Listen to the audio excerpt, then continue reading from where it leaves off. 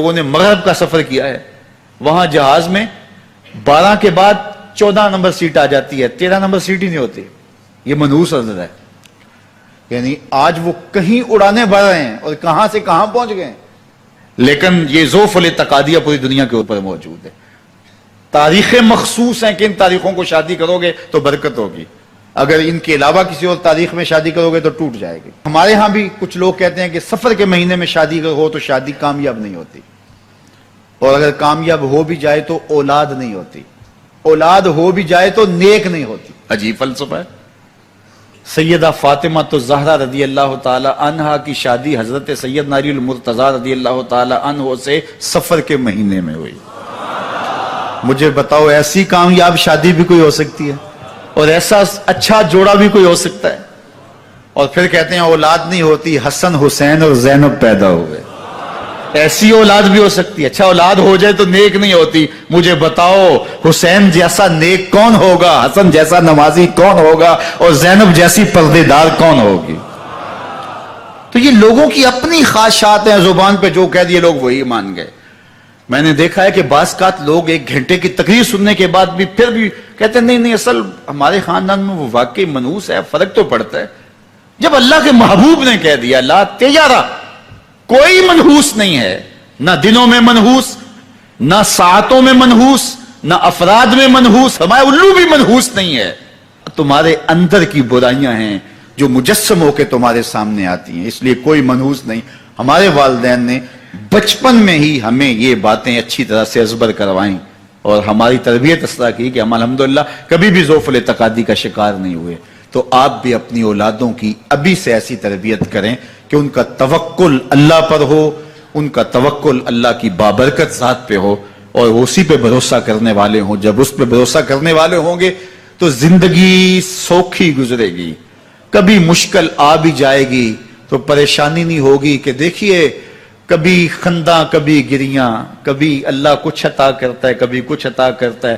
وہ محمود غزنوی کو بوڑھے لوگ محبوب تھے، لیکن سب سے زیادہ محبوب ایاز تھا. تو ایک دن اس نے اس کو خربوزہ دیا تو وہ چٹخارے لے کے کھا رہا تھا. بادشاہ نے چکھا تو وہ کڑوا تھا. کہا ایاز یہ تو کڑوا ہے. تو کہا کہ حضرت ہاں کڑوا ہے.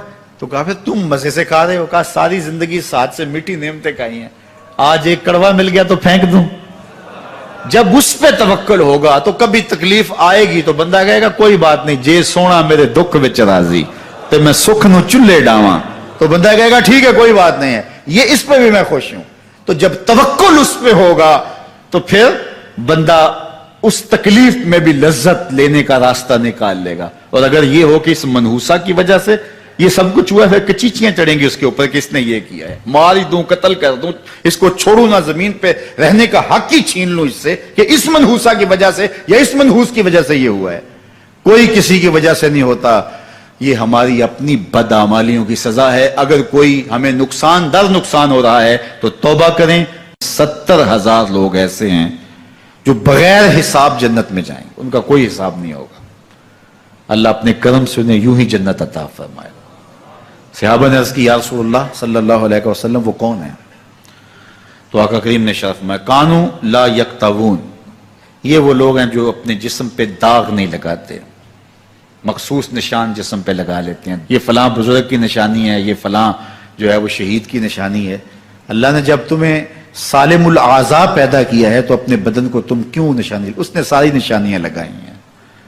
اس کی نشانیاں اتنی پکی ہیں کہ اس نشانیوں میں فرق بھی نہیں لگتا نا. یہ تمہارے انگوٹھے کی نشانی ہے. 6 ارب انسانوں کو لے آؤ اور نشان انگوٹھا لے آؤ، کسی ایک کا بھی نہیں ملے گا. یہ نشانی تمہارے رب نے لگائی ہے. جیسی صورت تمہاری ہے ایسی صورت کسی اور کی نہیں بنائی. تمہیں منفرد بنایا. اس میں پوری کائنات میں سارے لوگ تمہارے جیسے ہیں لیکن تم پھر بھی الگ دکھائی دیتے ہو. سب کی 2 آنکھیں، سب کا ناک، سب کے ہونٹ، سب کا رنگ ملتا جلتا، لیکن سب کی شکلیں الگ ہیں. یہ زید ہے، یہ بکر ہے، یہ عمر ہے، یہ آس ہے، یہ فلاں ہے. دوسرے وہ ولا یسترکون، اور وہ رکیہ نہیں کرتے. یہ چھو منتر جادو ٹونا ہر وقت عاملوں کے پاس بھاگے پھرتے ہیں اور وہ انہیں جو ہے وہ غلط سلط ٹوٹ کے ٹونے بتاتے ہیں اور وہ کرتے رہتے ہیں. عجیب لوگوں کے نفسیات ہوتے ہیں, صبح سے لے کر شام تک اسی چکر میں رہتے ہیں اور پھر ساری زندگی ان توہمات سے نکل ہی نہیں پاتے.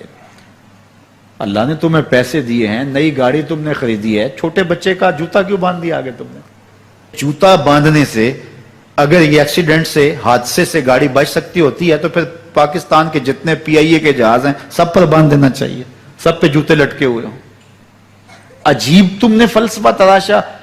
کسی نے جو ہے وہ کالی رنگ کی پٹی باندھ دی نیچے, اس سے اس کو نظر نہیں لگے گی. گھوڑے کے پاؤں کے نیچے جو کھری لگی ہوئی ہوتی ہے, کچھ لوگوں نے اپنے گھروں میں وہ باندھی ہوئی ہوتی ہیں کہ اس سے ہمارے گھر کے اندر کوئی مصیبت نہیں آئے گی, کوئی تکلیف نہیں آئے گی. کسی نے ہنڈیا اپنے گھر کے اوپر الٹی رکھی ہوئی ہوتی ہے, یہ ہنڈیا بچا لے گی. اور میاں ہنڈیا کیا بچائے گی تجھے؟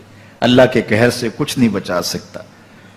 جب تمہارے اوپر کوئی مصیبت نازل ہونی ہے تو کچھ نہیں بچا سکتا. اگر بچنا چاہتے ہو تو پھر اللہ سے استغفار کرو, اللہ تعالیٰ کی تسبیح کرو, اللہ کی تحلیل کرو, میرے حضور پہ درود پڑھو, پھر دیکھنا کہ مصیبتیں ٹلتی ہیں یا نہیں ٹلتی ہیں. تو یہ خام خواہ کے رکیے, اور یہ عامل لوگ جو ہیں ان کا تو کام ہی یہی ہے. ان کا کام چلتا ہے لوگ ذوف الاعتقادی میں مبتلا رہے ہیں, اور یہ کہہ دیتے ہیں کہ آپ کے خاندان میں ایک منحوس عورت ہے, یہ اس کا کیا ہوا ہے, تو کوئی نہ کوئی منحوس تو پہلے ہی انہوں نے طے کر رکھی ہوتی ہے, فوراً ذہن وہاں جا کلک ہو جاتا ہے. اس کا نون سے نام شروع ہوتا ہے, اس کا کاف سے نام شروع ہوتا ہے, اس کا جیم سے نام شروع ہوتا ہے, تو پورے خاندان میں کسی کا نام کاف, نون یا جیم سے تو شروع ہوتا ہی ہوگا, یا دوستوں میں, تو فوراً ذہن جو ہے ادھر منتقل ہو گیا. اب یہ بابا جی نے بتا دیا ہے, ہاں ہاں ہاں اس نے یہ بات کی تھی, کچھ باتیں یاد آنے لگیں, اس کاف سے شروع ہونے والے نام کے ساتھ نفرت پیدا ہو گئی. اس بابے نے نفرت کا کاروبار کیا ہے. اس نے تو 100 روپے 200 روپے لے لیے, لیکن دو انسانوں کے اندر نفرت ڈال دی. اس کا گریبان کل قیامت کے دن پکڑا جائے گا.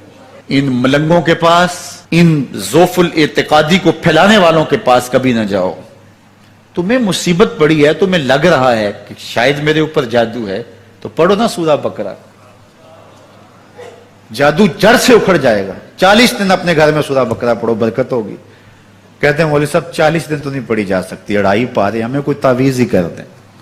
ہم شارٹ کٹ چاہتے ہیں نا, روزانہ صبح 2.5 پارے سورہ بقرہ پڑھے, یہ تو ہم سے نہیں پڑھی جائے گی, تو آپ کوئی تعویذ ہی لکھ دیں. کاروبار میں برکت نہیں, میں کہتا ہوں پڑھو نا سورہ واقعہ, 3 رکوع ہیں, برکت ہوگی. ہم کہتے ہیں ہمیں تعویذ ملنا چاہیے, بس وہ ہم گلے میں رکھ لیں, بٹوے میں رکھ لیں, پرس میں رکھ لیں, اور ہمارا کام ہو جائے, ہمیں کچھ بھی نہ پڑھنا پڑے, ہمیں وضو تک نہ کرنا پڑے, نماز نہ پڑھنی پڑے, اور برکت ہو جائے. ایسے برکت تو نہیں آتی.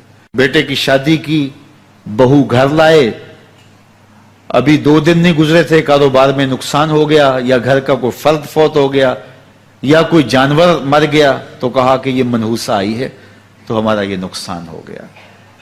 اگر وہ نہ آئی ہوتی تو پھر یہ نقصان نہ ہوتا, پھر تم قیامت تک جینا تھا, یا اس سے قبل تمہارے کبھی نقصان نہیں ہوئے. تمہارے گھر کے اندر بیٹیاں موجود ہیں, یہ بھی کل کسی کی بہو بنیں گے, اور ان کا بھی کوئی نقصان ہو سکتا ہے, یہ بھی منحوسہ قرار دی جا سکتی ہے. پھر تانو تشنی کے تیر جو ہے وہ اس کے اوپر لگائے جانے لگے. کتنی زیادتی ہے, کتنا ظلم ہے, کسی کا دل توڑنا, کسی کا دل دکھانا, کسی کو منحوس قرار دے دینا. از خود تمہارے پاس کیا سند ہے؟ تمہیں الہام ہوا ہے؟ کیا حجت ہے, کیا دلیل ہے تمہارے پاس کہ کسی کو تم نے منحوس قرار دے دیا؟ کتنا مکار ہے انسان, اپنی بدعمالیوں کو, اپنی نیت کے کھوٹ کو, اپنی نیت کی کوتاہیوں کو, اپنی سستیوں کو, اپنے عمل کی کمیوں کو دوسرے کے اوپر مر دیتا ہے. کاروبار تو نے صحیح نہیں کیا, نقصان ہو گیا. صبح 12 بجے اٹھ کے تو گھر سے جا رہا ہے اور نقصان ہو گیا. تو نے 2 نمبر مال بیچا, آج پکڑا گیا اور نقصان ہو گیا. تم نے ٹیکس نہیں دیا, تم نے زکات نہیں دی, تم نے دروازے پہ کھڑے ہوئے سائل کو جھڑکا, نقصان ہو گیا. یہ تمہارے پاپ ہیں جو مصیبت بن کے تمہارے سامنے آتے ہیں. یہ تمہاری بے تدبیریاں ہیں, تمہاری ناحکمتیاں ہیں, یہ تمہاری بے احتیاطیاں ہیں, یہ تمہارا تکبر ہے, یہ تمہارا غرور ہے, یہ تمہارا عجب ہے, یہ تمہاری ریاکاری ہے, یہ تمہاری خیانت ہے, یہ تمہاری دھوکہ بازی ہے, یہ تمہارے قلب کے اندر چھپی ہوئی نفرت ہے. جو آج تمہیں مصیبت بن کے جس کا سامنا کرنا پڑ رہا ہے، یہ تمہارے اندر کے عیب ہیں جو مجسم ہو کے تمہارے سامنے آئے ہیں۔ اللہ تعالیٰ نے قرآن مجید میں ارشاد فرمایا وَمَا أَصَابَكُم مِّن مُّصِيبَةٍ فَبِمَا كَسَبَتْ أَيْدِيكُمْ، جو تمہارے اوپر مصیبت آتی ہے وہ تمہاری اپنی کرتوتوں کی وجہ سے آتی ہے۔ بیماری آئی تمہارے پرہیز نہ کرنے کی وجہ سے آئی، بیماری آئی تمہارا زیادہ کھا لینے کی وجہ سے آئی، بیماری آئی تمہارا نامناسب غذا لینے کی وجہ سے آئی، بیماری آئی وقت پہ سوئے نہیں، وقت پہ اٹھے نہیں، تم نے کسی سے زیادتی کی، بیماری تمہاری بدعمالیوں کی سزا ہے، مصیبت کا آنا، تکلیف کا آنا تمہاری بدعمالیوں کی سزا ہے۔ اور منحوسہ یہ خاندان کی خاتون ہے، تو یہ دوسرے کے اوپر مڑ کے اپنی کوتاہی، اپنی غلطی دوسرے کے اوپر لگا دی اور اس کو منحوس قرار دے دیا۔ اگر کسی کا کام تمہیں دیکھ کر کے اچھا نہ ہو تو پھر تم بھی منحوس قرار پائے نا۔ اگر آج تم کسی کی بہن کو، کسی کی بیٹی کو منحوس قرار دیا ہے اور خاندان کے اندر اس کو منحوس مشہور کر دیا ہے، تو اگر کوئی یہ مشق تمہاری ماں پہ کرے، تمہاری بہن کو منحوس قرار دے دے، تمہاری بیٹی کو منحوس قرار دے دے، تو تمہارے دل پہ کیا گزرے گی؟ یہ کتنا ظلم ہے، کتنی بڑی زیادتی ہے کہ آج خود کسی کو منحوس قرار دے دیا۔ کوئی منحوس نہیں ہے، کوئی لمحہ منحوس نہیں ہے، کوئی شخص منحوس نہیں ہے، کوئی وقت منحوس نہیں ہے، کوئی گھڑی منحوس نہیں ہے۔ مصیبت کا آنا، تکلیف کا آنا تمہاری بدعمالیوں کی سزا ہے۔ لیکن قرآن نے کیا خوب بات فرمائی، وَيَعْفُو عَنْ كَثِيرٍ، ابھی تو بہت ساری باتیں ہم معاف ہی کر دیتے ہیں۔ تم نے کوئی گناہ کیا، پھر تمہارے ہاتھ اٹھ کے ہم نے معاف کر دیا۔ تم نے کوئی گناہ کیا، تم نے صدقہ کیا، ہم نے معاف کر دیا۔ تم نے کوئی گناہ کیا، تم نے سجدہ کیا، ہم نے معاف کر دیا۔ تم نے گناہ کیا، تم نے وضو کیا، ہم نے سارے گناہ جھاڑ دیے۔ تو کچھ اعمال ایسے ہیں کہ جن کی سزا بھگتنی پڑتی ہے لازمی، لیکن زیادہ عمل ایسے ہیں اللہ فرماتا ہم زیادہ یوں ہی معاف کر دیتے ہیں۔ اور اگر ہم سارے معاف نہ کریں تم چل ہی نہ سکو، زندگی تمہاری گزرے ہی نہ، اتنی مصیبتیں تمہارے اوپر ٹوٹ پڑیں، لیکن تم وہ منحوسہ کو قرار دے کے اپنے اوپر سے ٹال رہے ہو، فلاں منحوسہ اس لیے ہو سب